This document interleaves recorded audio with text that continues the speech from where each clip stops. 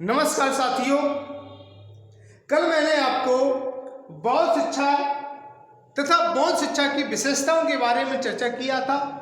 उसके बारे में मैंने बताया था, उनके पाठ्यक्रम के बारे में मैंने आपको बताया था। आज हम बौद्धकालीन शिक्षा के उद्देश्यों के बारे में चर्चा करते हैं। बौद्धकालीन शिक्षा के क्या उद्देश्य हैं, बौद्धकालीन शिक्षा के उद्देश्य, फिर बौद्धकालीन शिक्षण विधियां और फिर बौद्धकालीन शिक्षा के प्रमुख केंद्रों के बारे में आज हम चर्चा करेंगे। उसके बारे में आज हम आपको बताएंगे। तो देख लीजिए साथियों, बौद्धकालीन शिक्षा के उद्देश्य क्या है। बौद्धकालीन शिक्षा के उद्देश्यों में बालक का या बालक के चरित्र का निर्माण करना क्या है, बालक के चरित्रों का निर्माण करना।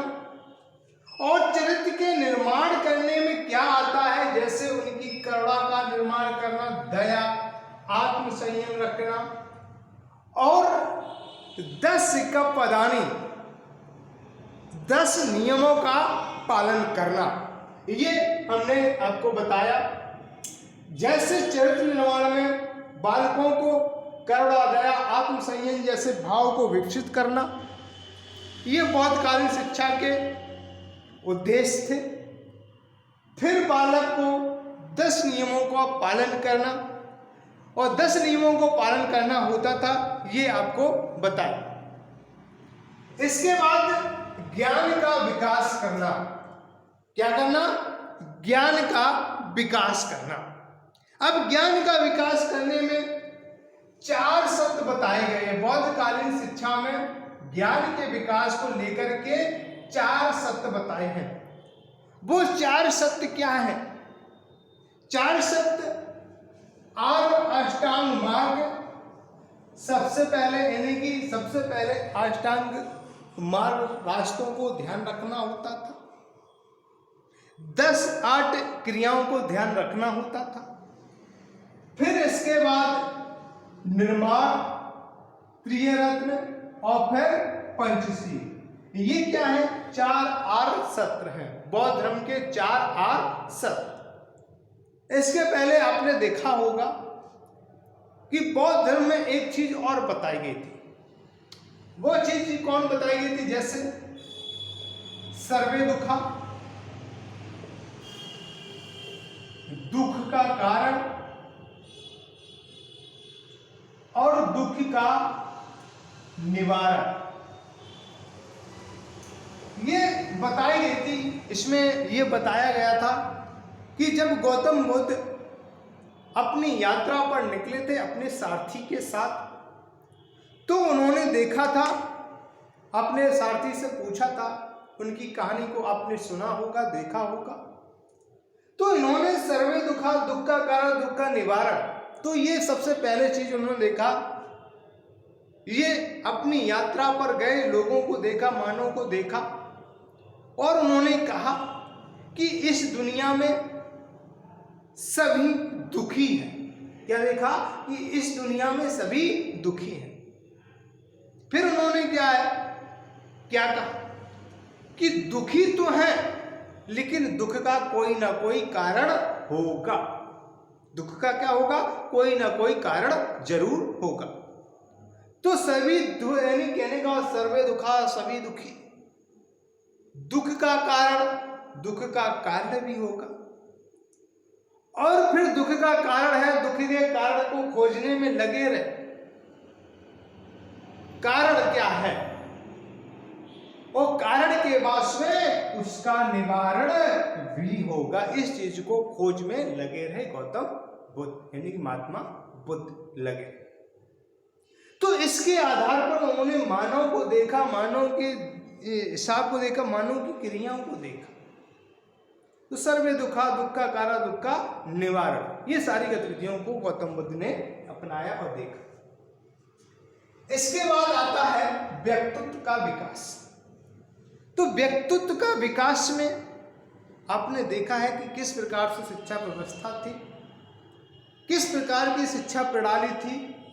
बालक के व्यक्तित्व का, उनकी पर्सनालिटी का विकास करना, उनके आचरणों का विकास करना, उनकी वेशभूषा, उनकी चाल ढाल का विकास करना, ये भी बौद्धकालीन शिक्षा में प्रचलित था।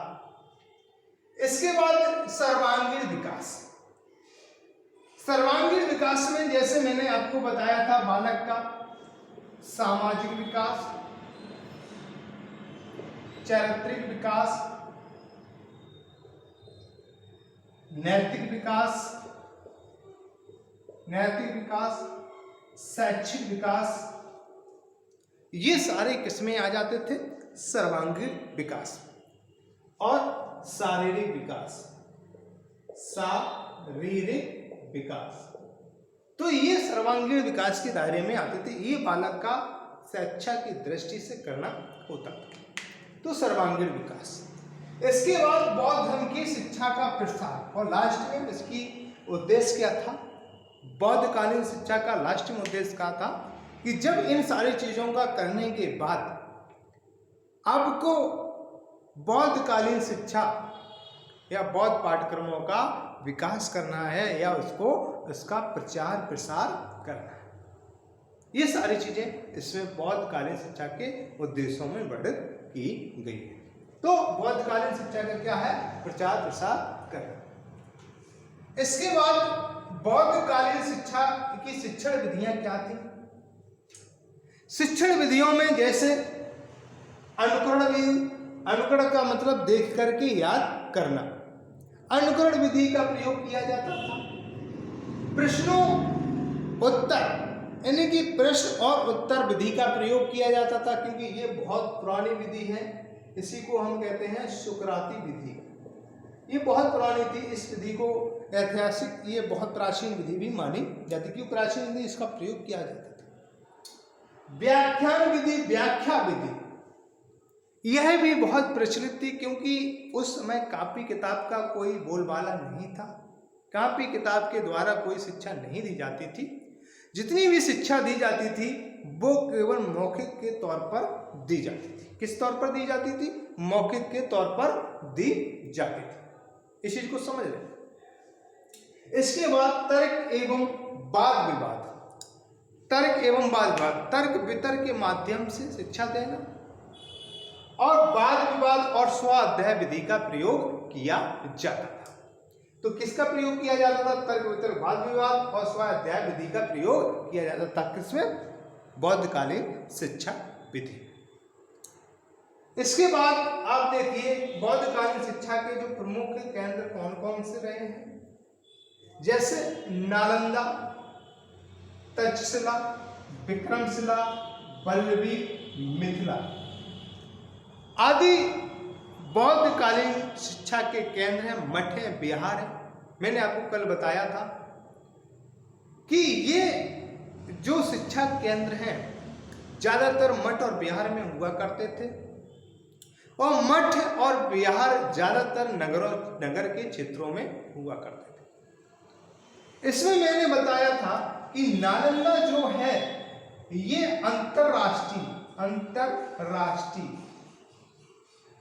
अंतरराष्ट्रीय विश्वविद्यालय हुआ करता था।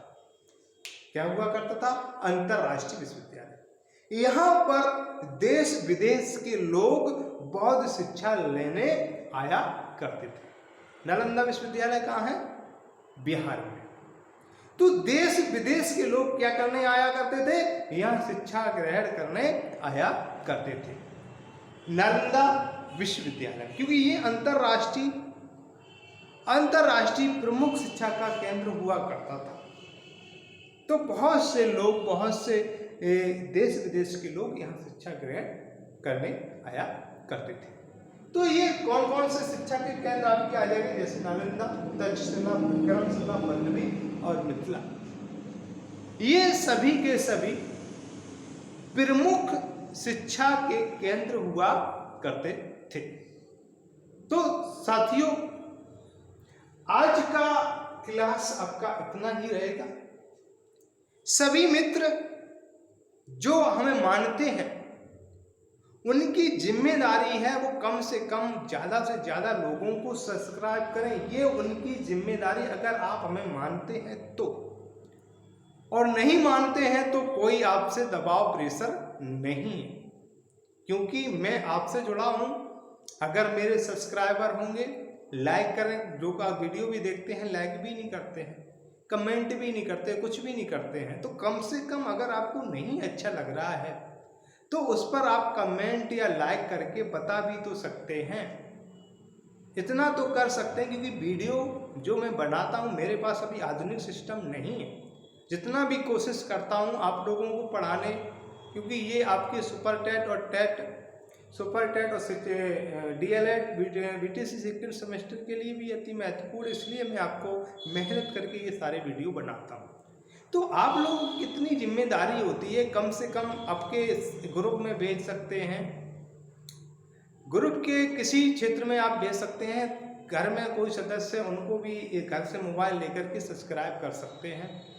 कम से कम इतना तो कर ही सकते हैं, 8-10 लोगों को सब्सक्राइब तो करा सकते हैं। इतने आप कर सकते हैं जितने भी लोग हमारा वीडियो देखते हैं। बस मैं इतना ही कहना चाहूँगा। नमस्कार, धन्यवाद। अगर स्क्रीनशॉट लेना चाह रहे हो तो ले सकते हैं। धन्यवाद।